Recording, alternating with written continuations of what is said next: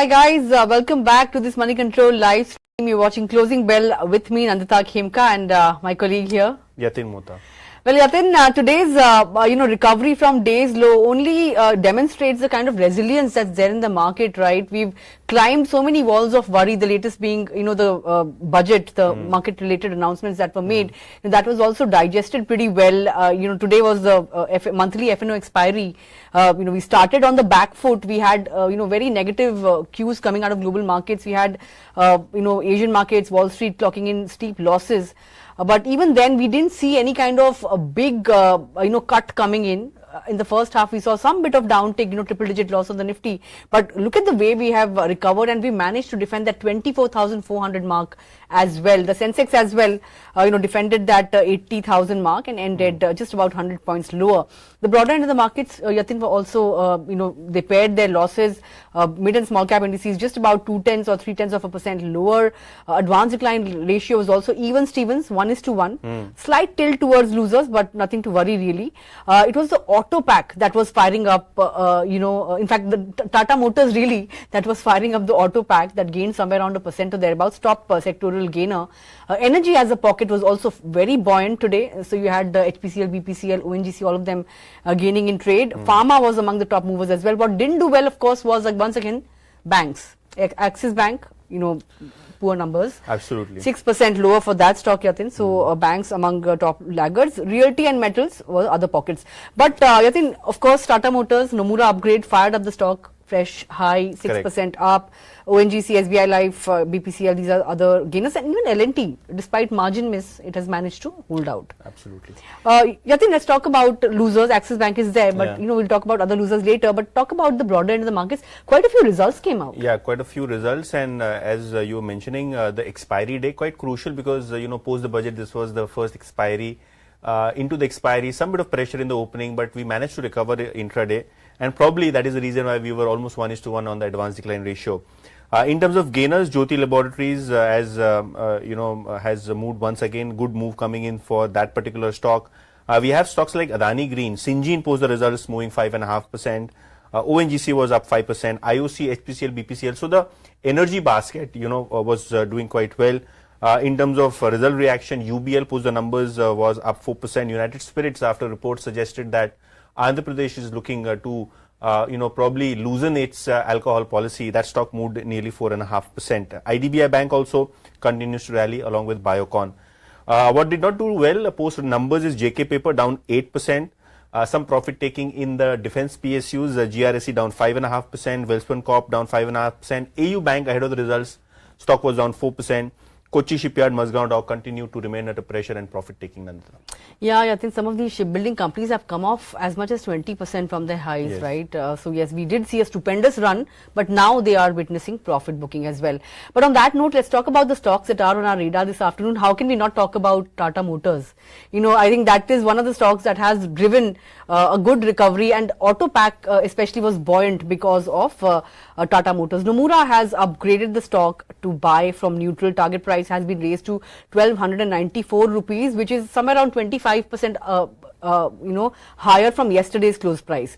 Why has it really upgraded the stock? Because it says that JLR's execution is something that can lead to significant upside in the stock prices. And it says that the demerger of CVs from PV business is something that will create a lot of value. Of course, the company will be split into two businesses, the commercial vehicles and its related investments in one, company, and the other one will be PVs, including JLR, EVs, as well as passenger vehicles. So two separate entities, and they will be listed. Correct. And analysts, including Nomura, had noted when back in March this announcement was made that the businesses will be able to pursue their respective strategies and with greater freedom.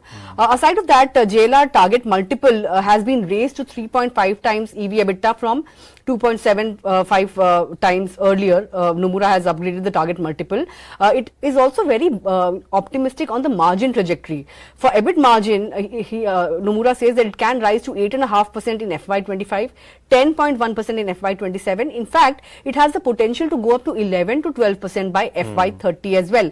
In terms of the net debt, Nomura believes that the net debt of 16,000 crores as of now, or 44 rupees per share in FY24, might actually turn into net cash position of 57 rupees and 140 rupees per share by FY26 and FY27.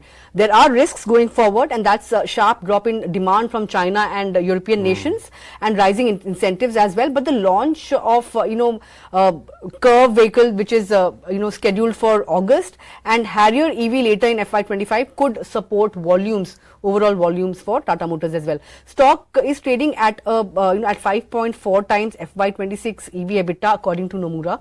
And if you look at the performance, Yatin, what a performance it has been for Tata Motors, right? 70% up in 1 year. Look at monthly, 3 monthly, 6 monthly charts. It has given solid double-digit returns. Absolutely, and I remember those words from Rakesh Jhunjhunwala. He was the first bull on the street who was, all out talking about Tata Motors being one of the most valuable companies in the auto industry moving forward. That time it was struggling with, JLR and other problems in the domestic market because CV demand was just reviving. And I think he's one person who got that right. I think his company still holds shares, but nevertheless, Tata Motors on your screens closing at the day's high today. But what did not close at the day's high today is Axis Bank. Stock fell nearly 7-8% intraday after a dismal set of Q1 numbers. The slippages, and the asset quality clearly disappointed. Slippages on a gross basis increased by nearly 48% year on year. And we saw decline in deposits on a quarter on quarter basis. Probably that is the reason why the street did not like the results. Citi has downgraded the Axis Bank to a neutral. Target price has been cut by 50 rupees to a new level of 1320. And Citi believes that the asset quality growth ROA, which is return on assets, has moderated. In fact, elevated gross NPAs could increase the credit cost moving ahead. In fact, if you look at the corporate advances, that is the only silver lining because the management is guided for good growth there. The management also said that the integration with Citi credit card business also has been doing well. But Citi credit card apart, Citi as a brokerage has downgraded the stock and opened a 90-day negative catalyst on the stock. Probably, on high volume, the stock fell 6.5% today. Right, and I think banks, private banks as a pocket has not been able to fire up. We saw bouts of gains, and everybody was hopeful that now banks have started performing. But then, quarterly earnings started trickling in and, nothing really to take home and nothing to be enthusiastic about, right? Most of them have reported downbeat set of numbers. But aside of that, the other stock that's on the focus list is Nestle, among the top Nifty losers. On the back of weak results, profits were up 7%, but they were below estimates. Revenues up 3%, even they were. So on all the parameters, the numbers were below estimates. Margins came in at 22.9% vis-a-vis 22.7%, but estimates were in excess of 23%. Here as well, it's disappointed. Even in terms of domestic volume growth, I don't know if it's, if the company has declared it or not, but sources suggested that the volume growth was at 1%. Vis-a-vis expectations of 3 to 4%, or 4 to 6% rather. So in terms of numbers, it has been fairly disappointing. But the company has said that it has seen growth across its product groups despite external headwinds like lower consumption, growth, food inflation, and volatile commodity prices as well. It said that almost 1/4 of the growth has been mix-led, which means all of the product categories have seen good growth, and it has also been volume-led. In terms of a rise in overall quantity of products sold. And it said that 5 out of its top 12 brands have handed in double-digit performance growth rather. Beverage business saw double-digit growth, including Nescafe Classic, aided by strong consumer-led activation. Masala Magic also saw double-digit growth. In fact, Kit Kat, that also delivered good double-digit growth. And, e-commerce business, so all of these businesses have done well. But there are concerns about raw material prices, and because 75% of the revenues that the company has seen has come from urban markets, Yatin. So that's one concern. Also in terms of valuation, it's fairly high, 70 times FY25 earnings, higher than peers. Traditionally, FMCG names are high, expensive stocks, right? But it's even more expensive than its peers. Remember, the stock has not been doing well, Yatin. Now numbers have added to its woes. But there was a major controversy, right, regarding added sugar in the baby products in developed markets as well. So because of that as well, the stock came under pressure back in April. So if you look at the stock, on a YTD basis, it has shed somewhere around 10% or thereabouts. And future trajectory will of course depend on how really raw material prices pan out, whether or not volumes, that have domestic volumes that have seen only 1% growth, can go up or not in the coming quarters. So these are some of the factors, but right now numbers look pretty weak for Nestle. Absolutely, and the stock clearly seen under pressure, closing nearly at the day's low.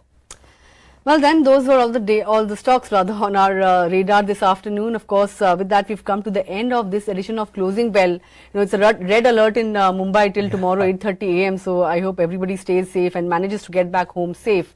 But of course, we will be back in the studios tomorrow at 9 a.m. with the market. So don't forget to tune in on opening bell at 9 a.m. and catch all the action, all the stocks to watch out for, etc. But for now, have a great evening and rest it out, and of course come back and join us. Thanks a lot for watching.